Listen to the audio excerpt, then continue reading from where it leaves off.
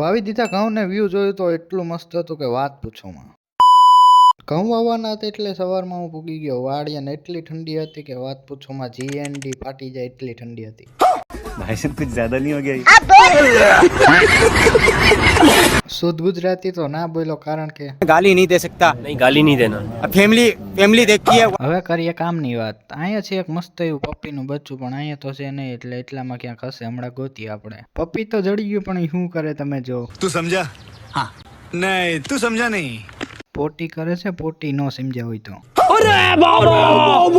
પછી ઘડીક કરીને યારે મસ્તી મજાક તો આવી ગયું ઘઉં વાવવાનું ટ્રેક્ટર. ઘઉંના બાસકા રાખી દીધા હતા બધી જગ્યાએ. પછી કરી દીધું ઘઉં વાવવાનું ચાલુ. થોડીક જ વારમાં આખા ખેતરમાં ઘઉં વવાઈ ગયા. પછી જોયું એટલું મસ્ત વ્યૂ કે વાત પૂછોમાં. આ વ્યૂ જો તમે રિયલ જોયું હોય ને તો તમારું દિલ મન બધું ખુશ થઈ જાય. એક નંબર મસ્ત વ્યૂ હતું. હવે જો એટલું મસ્ત વ્યૂ જોઈને તમે જો લાઈક ફોલો કમેન્ટ ના કરો તો નકામું છે એટલે જલ્દીથી કરી આવો. હવે મળશું આગલા વ્લોગમાં તો ત્યાં સુધી bye bye Tata C you.